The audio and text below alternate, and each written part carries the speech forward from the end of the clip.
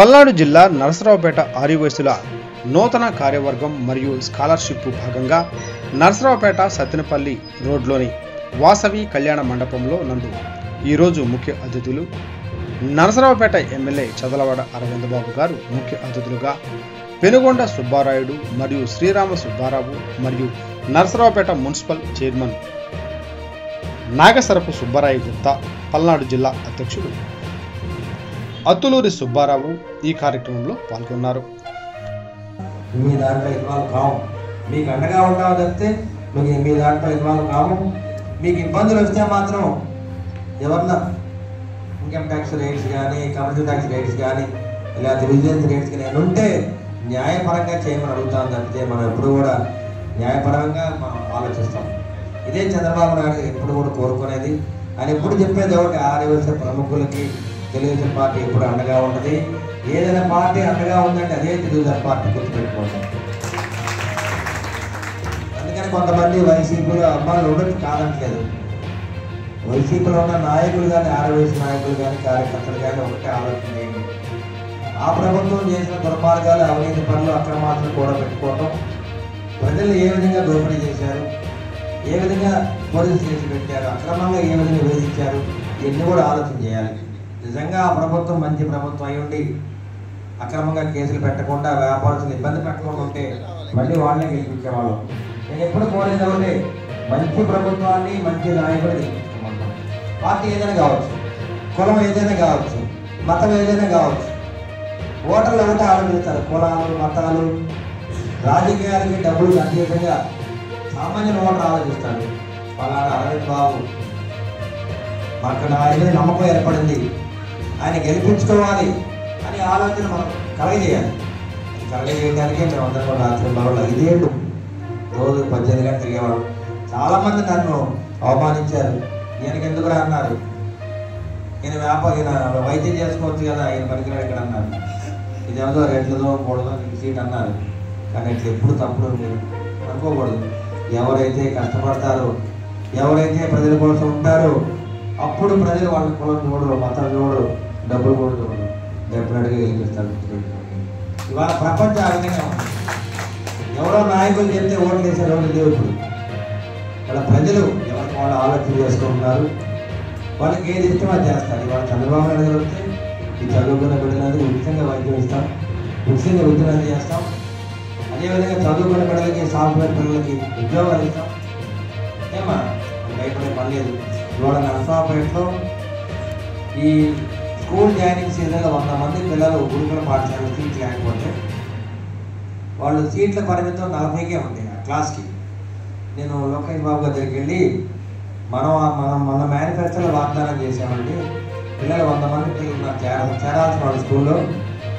మనం ఇచ్చిన మాట ప్రకారం ఎవరైనా పిల్లలు స్కూల్లో జాయిన్ అవుతా వస్తే సీట్ లేదని వెనక్కి పంపిస్తారు, వీల్లేదు. అదేవిధంగా హాస్టల్లో భోజనం లేదని చెప్పి పంపించడం వీల్లేదు. జాయిన్ చేయాలంటే లోకేష్ బాబు డైరెక్ట్గా స్కూల్ కరెస్పాండెంట్ అందరికీ చెప్పి ఎవరు వచ్చినా చేర్చుకోండి, తాత్కాలికంగా ఉన్న ఇబ్బంది ఉన్నా భోజనం పెట్టండి, తర్వాత మేము దాని పరంగా జీవో తీసుకొస్తాము. ఎవరైతే పిల్లలు చదువుకుంటారో ప్రతి ఒక్కరు కూడా కాలేజీలు తెచ్చుకోవడం చెప్పడం జరిగింది. చదువుకునే విద్యార్థులు ఎవరు కూడా సీటు లేదనే ప్రసక్తి లేదు. ప్రభుత్వం పూర్తిగా అండగా ఉంటుంది. ఎవరు అండగా లేకపోతే మాత్రం ఈ సమాజంలో ఉన్న వ్యక్తులు ఆరోగ్య ప్రముఖులు గుర్తుపెట్టుకోండి. ఎన్నోసార్లు నేను చాలా సహాయం పొందాను వీళ్ళ దగ్గర నుంచి. ఫలానా పిల్లోడికి ల్యాప్టాప్ ఇవ్వడం మొన్నే చెప్పా. ఓ బ్రాహ్మణ్ సంపాదిస్తే ల్యాప్టాప్ లేదంటే సెకండ్ హ్యాండ్ కొనిద్దాం అనుకున్న మా పరిస్థితి కూడా అందరూ కూడా ఖర్చుల్లో ఉంటే మా సుబ్బులు చెప్పాను, 42,000 పెట్టి ల్యాప్టాప్ ఇప్పించాడు. అమ్మాయి కూడా కొత్తదే కావాలి ల్యాప్టాప్. కొత్తది ఇస్తే మరి 5 ఏళ్ళు పని చేస్తే అమ్మాయి ఆలోచన, మంచి ఆలోచన, కష్టమైన నష్టం దుబ్బు ఇవ్వాల్సిందని చెప్పాను, ఇచ్చాడు. ఇంతకుముందు నా దగ్గర ఒక పాత కంప్యూటర్ ఉండేది, పాత ల్యాప్టాప్ ఉండేది. అది కూడా పిల్లలకి వాళ్ళకి ఇచ్చే బాబు చదువుకున్న పిల్లలకి నేను వాడుకునేది. ఆ తీసుకున్న పిల్లలు కూడా మాకు మంచి మంచి ఉద్యోగాలు వచ్చినాయి. ఎక్కడ కూడా మంచి మనసుతో మనం సహాయం చేయాలి. మనం కష్టపడుతున్నాము, డబ్బులు సంపాదిస్తున్నాము. 10 కోట్లు అయినా ఒకటి, 100 కోట్లు అయినా ఒకటి, 1000 కోట్లు అయినా ఒకటి. కాకపోతే వచ్చిన దాంట్లో మనం 10% 30% మనం సహాయం చేయడం. ఎందుకంటే ఈ జీవితం చాలా చిన్నది. ఎందుకంటే జీవితం చాలా చిన్నది. 1000 కోట్లు ఉన్నవాడు కూడా ఎంతోమంది తెచ్చిపోయి కరోనాలో నేను చూశాను దగ్గర. ఒక వ్యక్తికి 5,000 కోట్లు ఉంటే పొద్దున్నే కరోనా టైంలో వాకింగ్ చేస్తే కింద పడి చనిపోతే ఎవరు కూడా దగ్గరికి వెళ్ళాలి. నిజమండి, నేను దగ్గర తీసుకెళ్ళి వాళ్ళ ఇంటికి తీసుకెళ్ళి ఎవరు దగ్గరికి రాలా. ఈ విధంగా 100 మంది నేను మరి సరుకుపూరి తీసుకెళ్ళి క్రమేషన్ చేయాల్సి వచ్చింది. ఆ టైంలో కూడా మన ఆదివాసీ ప్రముఖులు నర్సరావుపేట వాళ్ళందరూ కూడా మాకు అండగా ఉండి దాదాపు 300 క్వింటాల బియ్యాన్ని వచ్చి నేను ప్రజలకు పంచాను. 52,000 మందికి దగ్గరుండి పంచాను కరోనా టైంలో. అదేవిధంగా దాదాపు 77 లక్షల క్యాష్ ఆ రోజు చంద్రబాబు నాయుడు గారు వస్తే ఆయన గోల్డ్లో వేసి అందరం కూడా అమరావతి రాజధానికి ఎక్కడ కూడా రాజీ పడే ప్రసక్తి లేదు. ప్రతిపక్షంలో ఉన్నా కానీ మేమందరం కూడా అధికార పక్షంగా పనిచేసాము. ప్రజలకు అండగా ఉన్నాము. కరోనా టైంలో ఎవరు అండగా ఉండాలి? అధికార పక్షం ఉండాలి. మరి కూడా ఎమ్మెల్యే కానీ అధికారులు ఎవరు రాలా. హాస్పిటల్కి వెళ్ళి మేమే అన్నం పెట్టేవాళ్ళం, మంచినీళ్ళు ఇచ్చేవాళ్ళం. చాలా మంది అడిగారు, మా అమ్మ అడిగింది, ఏమైనా మీ కరోనా రాదా? అందరూ కరోనా వాళ్ళు దగ్గరికి వెళ్తున్నారు, మేము చూస్తున్న ఎంతమంది చచ్చిపోతున్నారు, మీరు బయట చూస్తారు ఇంట్లో వస్తే మా అన్నకి రాదా అంటారు. దేవుడు దేవాలయం ఎవరికి కరోనా రాదు. మా ఇళ్ళల్లో కొంతమందికి రాదనుకున్నా. నేను నాతో పాటు మా కార్యకర్తలు నాయకుడు అక్కడ బీటెక్ రమేష్ బాల్ చేస్తున్నాడే నాతో పాటు ఉండేవాడు. ప్రజలకు దగ్గరుండి అన్నం పెట్టేవాడు, రాత్రి వాళ్ళు పనిచేసేవాడు. అంటే ఈ విధంగా మహిళలు అందరూ కూడా ఎంతో కష్టపడి పనిచేశారు. పాపం అంటే మన కష్టం ఎక్కడికి వృధా కాదు. మన పడే కష్టం ఇప్పుడు పిల్లలు కష్టపడుతున్నారు. మీ కష్టం ఎక్కడికి బాగా మీరు కష్టపడి చదవండి. మీ పెద్దల దీవెనలు ఉన్నాయి, మీకు మంచి మంచి ఉద్యోగాలు వస్తాయి. అమ్మాయి ఎవరైనా ఐఏఎస్ ప్రిపేర్ అవుతున్నాయి, అమ్మాయి కూడా గ్యారంటీ సెలెక్ట్ అవుద్ది. ఇదే వేదిక మీదకి వచ్చి అమ్మ మీ అందరి సహాయం వల్ల నేను ఐఏఎస్ సెలెక్ట్ అయ్యారని చెప్తాను. ఎందుకంటే నర్సరావుపేట పట్టణంలో ఒక మహా వ్యక్తి సహాయం వల్ల ఒక ఆయన ఐఆర్ఎస్ సెలెక్ట్ అయ్యాడు. మరి ఆయన కూడా ఇప్పుడు రిటైర్ అయ్యలేదు, కానీ మరి చాలా మంది చెప్పుకునేవాళ్ళు. ఇప్పుడు నేను మంది పెద్దల సహాయంతో ఆయన ఐఆర్ఎస్ సెలెక్ట్ అయ్యాడని చెప్తాను. ఇన్కమ్ ట్యాక్స్ కమిషనర్ అనేవాళ్ళు ఆయన ఐఆర్ఎస్.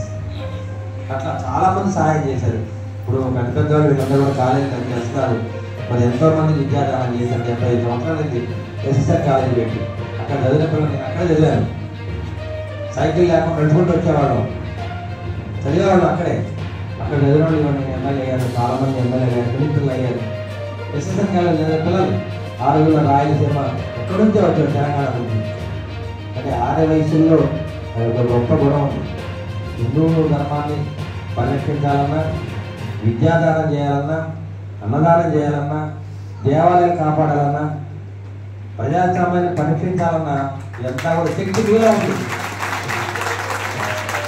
అందుకని అందరూ కూడా ఏ పని చేయాలన్నా ఫలానా గుడి కట్టాలంటే రైతులు మాకు చేత కాదు. మేము శ్రమదానం చేస్తాం, కానీ మిమ్మల్ని ఉంచితే గుడి సంవత్సరాలు అయిపోతుంది. ఏ ఊళ్ళో అయితే గుడి కట్టినవాడు ఆదివాసీ.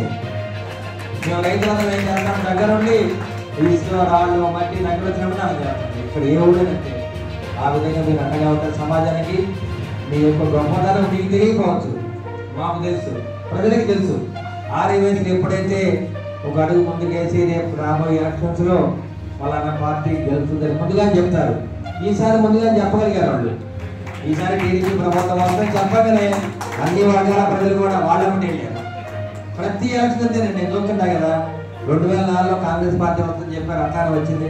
2009 కానీ జగన్ వచ్చినప్పుడు కూడా అంతే. జగన్ వచ్చినప్పుడు ఆయనకు ఓట్లు వేశారు, ముందుగా చెప్పగలిగారు. ఈసారి జగన్ బాగుందని ముందుగా చెప్పారు, అట్లానే పోయారు. అంటే వాళ్ళ మాటల్ని ఆలోచనని పరిగణలోకి తీసుకోవాలి మనం. అది అంటే జనాల్లో ఉంటారు, ఆర్థిక పరంగా లావాదేవీలు చూస్తుంటారు, సాంఘిక పరంగా అందరితో కలిసి వెళ్తుంటారు. మీ దగ్గర పనిచేసే వాళ్ళు ఉండాలి. ప్రతి కోట్లో 10 మంది ఉంటారు. 1000 మంది వ్యాపారస్తులు ఉంటే 10 మంది ఓట్లు వేస్తే అయ్యి ఎన్ని అవుతుందంటే 10,000 అవుతుంది. అవునా కదా? మనం పోయిన మన మా వాళ్ళందరూ అట్లా ఎలక్షన్ చేశారు.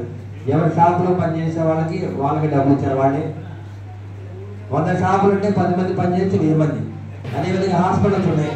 ప్రతి 100 హాస్పిటల్స్ ఉన్నాయి. ఇక్కడ 100 హాస్పిటల్లో తలా 10 మంది పనిచేసి వాళ్ళకి డబ్బులు ఇస్తే తలా 2,000 3,000 ఓట్లు పెంచుకున్నాం. అంటే అందరూ కూడా ఒక ప్లానింగ్గా ఉంటారు. కాబట్టి ఇక్కడ ఉన్న ప్రముఖులందరూ కూడా ఇక్కడున్న నిల్చున్న ఈ ఆదిలాబాద్ ఎమ్మెల్యేని గెలిపించడానికి వీళ్ళందరూ కూడా మూల కారణం మరొకసారి తెలియజేస్తూ ఈ కార్యక్రమాన్ని ఇంత ఘనంగా నిర్వహిస్తూ చదువుకున్న పేద విద్యార్థులకి దగ్గర సహాయం చేస్తారంటే మీ గొప్పతనాన్ని పరి విధాల శ్లాఘించాలని చెప్పి నేను సభాముఖంగా తెలియజేస్తున్నాను. మంది పెట్రోల్ సహాయంతో ఆయన ఐఆర్ఎస్ సెలెక్ట్ అయ్యాడని చెప్తారు. ఇన్కమ్ ట్యాక్స్ కమిషనర్ అనేవాళ్ళు ఆయన ఐఆర్ఎస్. అట్లా చాలా మంది సహాయం చేశారు. ఇప్పుడు పెద్ద వాళ్ళు వీళ్ళందరూ కూడా కాలేజీ రన్ చేస్తున్నారు. మరి ఎంతో మంది విద్యాదానం చేశారు. 75 సంవత్సరాలైంది ఎస్ఎస్ఆర్ కాలేజీ పెట్టి. అక్కడ చదివిన పిల్లలు నేను అక్కడే చదివాను. సైకిల్ లేకుండా నడుచుకుంటూ వచ్చేవాళ్ళం, చదివేవాళ్ళం అక్కడే. అక్కడ చదివిన వాళ్ళు ఎమ్మెల్యే అయ్యారు, చాలా మంది ఎమ్మెల్యే అయ్యారు, మినిస్టర్లు అయ్యారు. ఎస్ఎస్ఆర్ కాలేజీ చదివిన పిల్లలు ఆ రోజుల్లో రాయలసీమ ఎక్కడి నుంచే వచ్చారు, తెలంగాణ నుంచి. అంటే ఆరే వయసుల్లో ఒక గొప్ప గుణం ఉంది. హిందూ ధర్మాన్ని పరిరక్షించాలన్నా, విద్యాదానం చేయాలన్నా, అన్నదానం చేయాలన్నా, దేవాలయం కాపాడాలన్నా, ప్రజాస్వామ్యాన్ని పరిరక్షించాలన్నా ఇదంతా కూడా శక్తి కూడా ఉంది. అందుకని అందరూ కూడా ఏ పని చేయాలన్నా, ఫలానా గుడి కట్టాలంటే రైతులు మాకు చేత కాదు, మేము శ్రమదానం చేస్తాం కానీ మిగతా మిమ్మల్ని ఇస్తే గుడి సంవత్సరాలు అయిపోద్ది. ఏ ఊళ్ళో లేదండి గుండెని కట్టినవాడు ఆదివాసీలే. మేము రైతులందరూ ఏం చేస్తాం, దగ్గర నుండి ఇసుక రాళ్ళు మట్టి దగ్గర శ్రమదానం చేస్తాం. ఇక్కడ ఏ ఊళ్ళో కట్టే ఆ విధంగా మీరు అండగా ఉంటారు. సమాజానికి మీ యొక్క గొప్పతనం మీకు తెలియకపోవచ్చు, మాకు తెలుసు, ప్రజలకు తెలుసు. ఆదివాసీలు ఎప్పుడైతే ఒక అడుగు ముందుకేసి రేపు రాబోయే ఎలక్షన్స్లో ఫలానా పార్టీ గెలుస్తుందని ముందుగా చెప్తారు. ఈసారి ముందుగా చెప్పగలిగారు వాళ్ళు. ఈసారి టీడీపీ ప్రభుత్వం వస్తే చెప్పగానే అన్ని వర్గాల ప్రజలు కూడా వాళ్ళని వెళ్ళారు. ప్రతి ఎలక్షన్ అంతేనండి. నేను చూస్తుంటా కదా, 2004లో కాంగ్రెస్ పార్టీ వస్తుందని చెప్పారు, అట్టానే వచ్చింది. 2009 కానీ జగన్ వచ్చినప్పుడు కూడా అంతే. జగన్ వచ్చినప్పుడు ఆయనకు ఓట్లు వేశారు, ముందుగా చెప్పగలిగారు. ఈసారి జగన్ బాగుందని ముందుగా చెప్పారు, అట్లానే పోయారు. అంటే వాళ్ళ మాటల్ని ఆలోచనని పరిగణలోకి తీసుకోవాలి మనం. అది నేను చెప్పేది. అంటే జనాల్లో ఉంటారు, ఆర్థిక పరంగా లావాదేవీలు చూస్తుంటారు, సాంఘిక పరంగా అందరితో కలిసి పెంచుంటారు. మీ దగ్గర పనిచేసే వాళ్ళు ఉంటారే, ప్రతి కోట్లో 10 మంది ఉంటారు.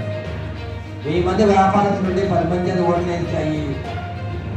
ఎన్నో అవుతున్నాయంటే 10,000 అవుతున్నాయి. అవునా కదా? మనం పోయిన మన మా వాళ్ళందరూ అట్లా ఎలక్షన్ చేశారు. ఎవరి షాపులో పనిచేసే వాళ్ళకి డబ్బులు ఇచ్చారు. వాళ్ళు 100 షాపులు ఉంటే 10 మంది పనిచేసి 1000 మంది. అదేవిధంగా హాస్పిటల్స్ ఉన్నాయి. ప్రతి హాస్పిటల్ 100 హాస్పిటల్స్ ఉన్నాయి. ఇక్కడ 100 హాస్పిటల్లో తలా 10 మంది పనిచేస్తే వాళ్ళకి డబ్బులు ఇస్తే తలా 2,000, 3,000 అట్లా ఓట్లు పెంచుకున్నాం.